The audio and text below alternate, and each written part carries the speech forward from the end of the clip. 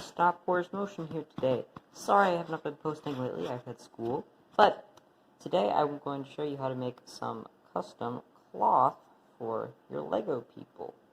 So to start, you're going to need a box cutter, you're going to need some sealant of some sort, and I'm also using spray glue. I'll get to more of that later. You'll also need some cotton fabric, a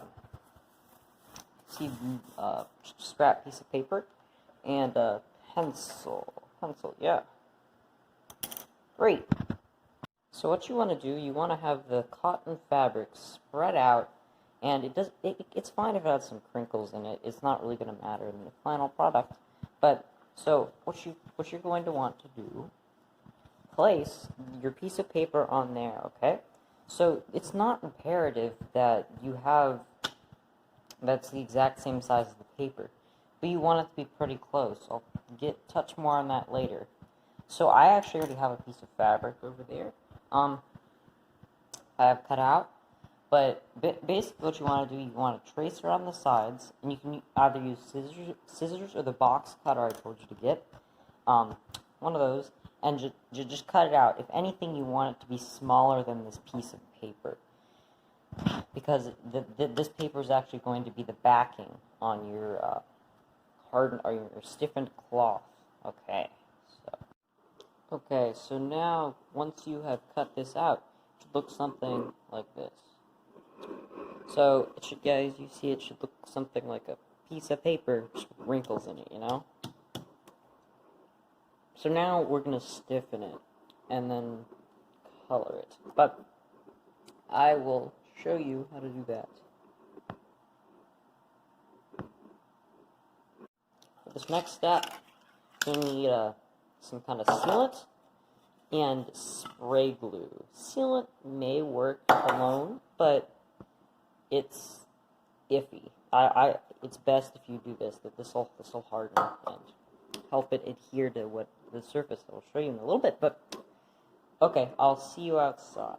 You really need to do this outside. You should probably have a piece of newspaper to on the thing you spray below it, so it does not make your grass all sticky. But so first off,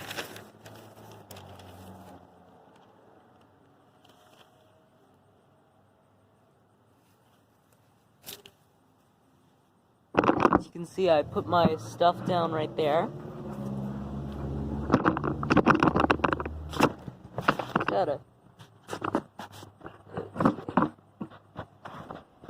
That. Either way, I hope you can see this. I will be spraying first the spray glue.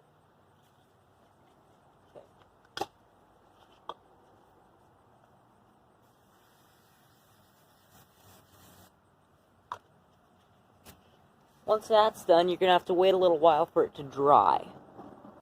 Next up, we're going to spray the sealant.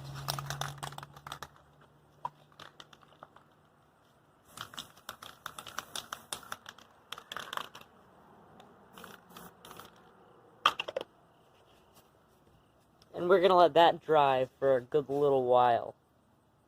See ya in a little bit. By the way, you should let this dry for an hour to 2 hours, depending on the brand of spray you're using, because you don't want it to be really sticky. And also make sure it does not fold over on itself. It's not a huge deal, but it gets your fingers really sticky if you have to unfold it. So it's been a little while, and now we're going to repeat this again. We're going to put another coat on, same order, first glue, then sealant. I'm not going to show myself doing it this time because I think you got the gist, okay? So next, we'll be back inside. I will be showing you how to complete the stiffening process. So while you're waiting for that to dry, we're going to do this next part where this will be like the final step in completing your stiffening your fabric. So what you're going to need is some flour, some glue, just normal Elmer's glue, And first you're gonna fill this with water, and then put a few spoonfuls of this and few squirts of that. I'll show you how to mix that right now. So now we'll get doesn't really matter what kind of flour you use, by the way. So 1 spoonful of flour and then a little bit more. Okay, so now we're going to fill this with water. And I'm using this so it can fit the whole sheet of fabric in, but I'm only going to fill it like a little less than halfway. I'll show you how high you need to fill it, okay? So I hope you can see the water line here. Next, what you're going to want to do, you're going to want to squirt just a little bit of glue. That is probably enough for now. Okay, next, you're really going to want to mix this up because everything's going to be super chunky.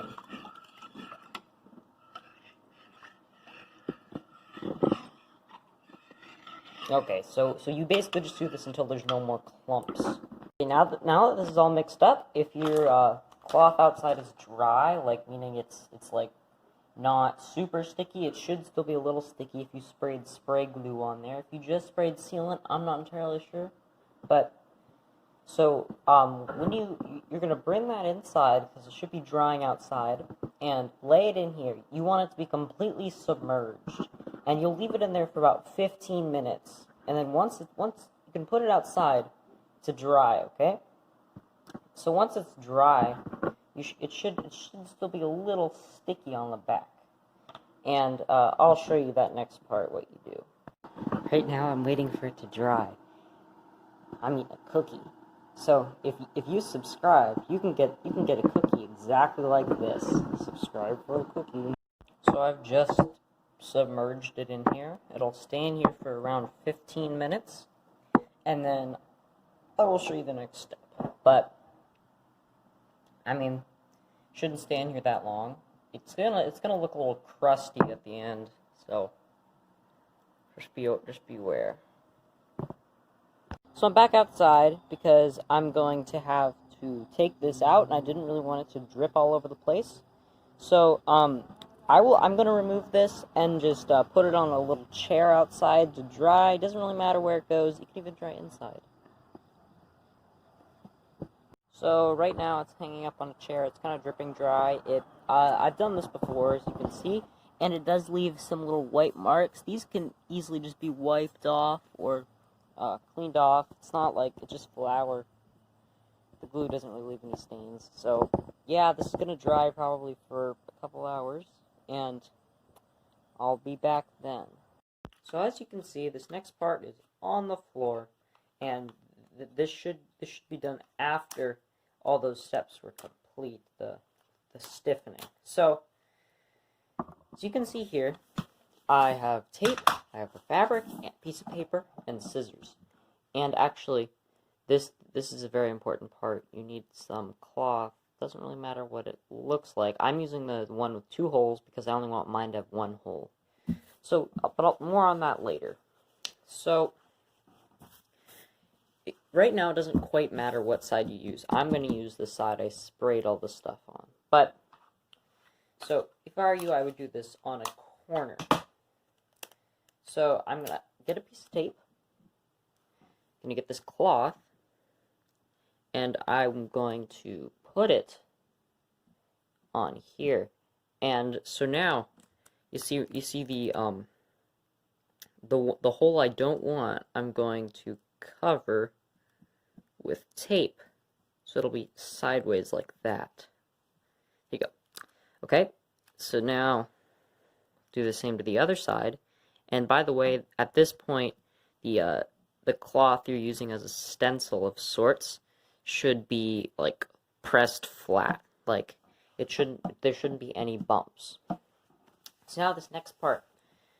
This paper is optional if you do the first thing I'm about to say. If you do not want to ruin this cloth, I got this cloth for free because it was in an exclusive, or a gift with purchase kind of.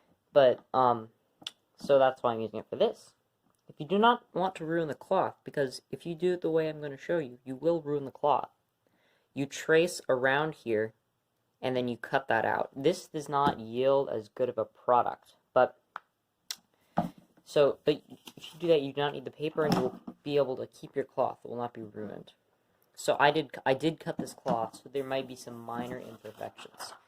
So for this next part, we're actually going to be using spray paint. If you don't want spray paint, then you can like color over it or something. But we're going to be cutting out a little corner section here. Not much at all. Should be good right there. So now, when I put this over the cloth, the only thing really that should be standing out is the thing I want to be colored. I'm going to straighten this out a little bit, not much, but this is because we don't want to get all of the stiffened cloth, this whole sheet, we don't want it to get all spray painted. And once again, you should have saved that newspaper from earlier because we'll be going outside. Today I will be using some red spray paint. I might use some silver spray paint if I do this again, but this is not going to dictate the color of the cloth. This is only going to dictate what you cut out. So it's going to be perfectly white when it's over. Okay? Got that. Let me add one last thing.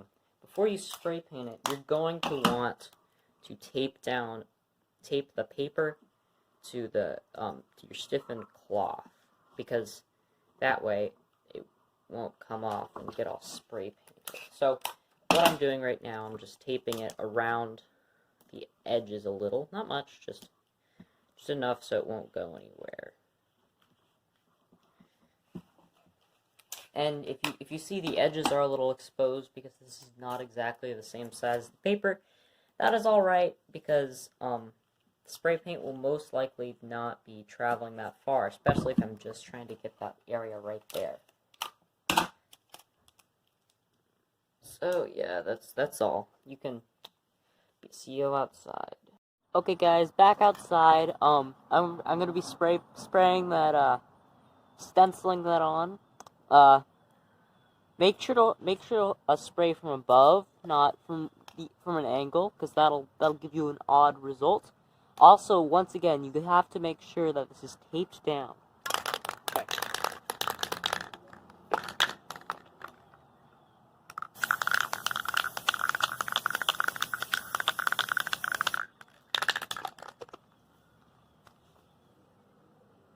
Okay, that should be it for now.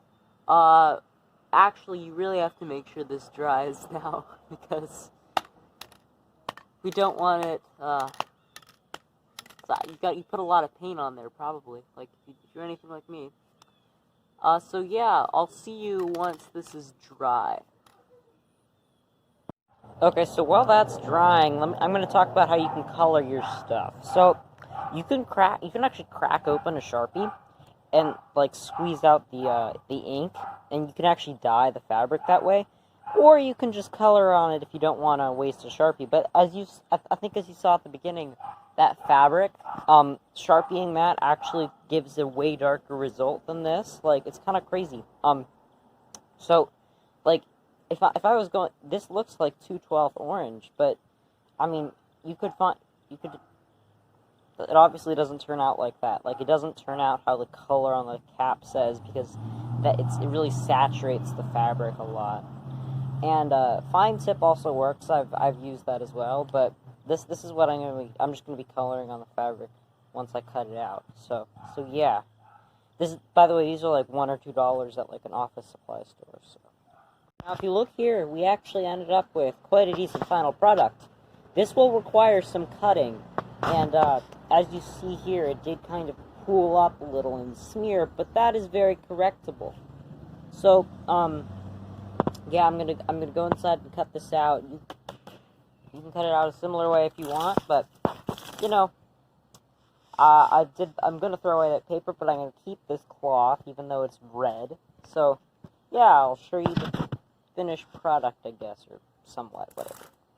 So here's the completed product. As you can see, I thoroughly covered it in Sharpie. I only colored one side because it really bleeds through.